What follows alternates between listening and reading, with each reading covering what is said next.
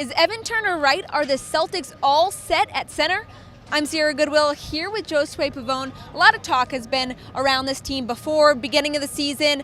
This team is really good, has a lot of shooters, a lot of wings, but they don't have a high-level center. But Celtics might be proving us wrong with Daniel Theis and Enes Kanter really getting going lately. Yeah, I think that kind of talk is what's triggered this, especially from someone like Daniel Theis, who is, I know Brad Stevens tends to mix things up, but he's the starting center. That was the big question heading into the regular season. Who's going to be the starting center? Is it going to be Kanter? Is it going to be Theis? Could Robert Williams get a chance? And I think Theis stole the show with what he was able to do on the defensive end. Kind of reverted back to who he was a couple of years ago. I feel like the injury from last season sort of changed things for him, but now he's coming back full strength. And I think this kind of talk is what led to that. And that's Kanter.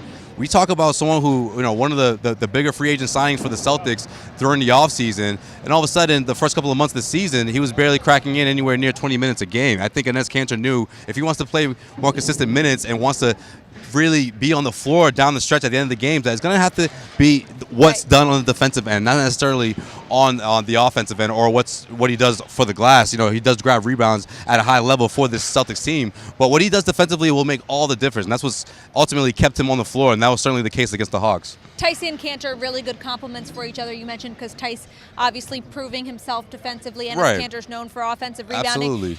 Theis was joking after the game on Friday night against the Hawks that the whole team was kind of giving Kanter crap because he hasn't. No, that's right. Yeah. He can't get up. He got a couple on Friday night against the Hawks. But with how well these two are playing and complementing each other, do you think that the Celtics are set? Do you think that they shouldn't have their eyes on a center for the rest of the season and kind of roll with who they've got? I think you roll with what you have. Again, these two guys are really motivated right now. I think this stretch, we'll find out a lot about this team this month of January with 16 games, jam-packed, really congested schedule, back and forth, a lot of back and forth. So, that obviously plays a toll on a lot of guys, but we'll see what these two are made of. And then I think if that's avenue that the Celtics do end up going down, you're most likely going to see that from the waiver wire. A free agent that you can pick up right before the deadline and sort of mold your team those last couple of months heading into the postseason. But in the meantime, I like seeing what these guys have. You still have the rookies. Grant Williams is still getting some playing time in there. I'm still not giving up on Robert Williams yet, Sierra.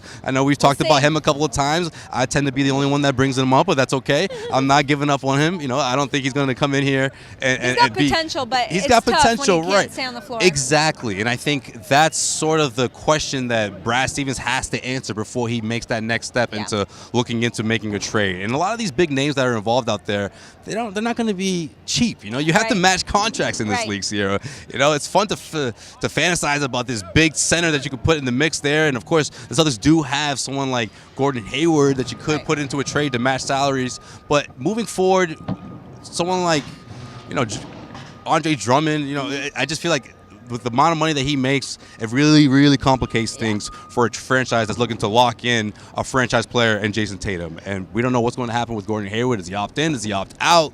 These are questions that are months away from being answered, and I think the Celtics are better served finding out what they have before they actually look through those avenues. This Garden Report is brought to you by betonline.ag. Head to their website, enter promo code CLNS50 to receive your welcome bonus. For all of our Celtics coverage, head to our website at clnsmedia.com, and don't forget to subscribe to our YouTube channel at CLNS Media.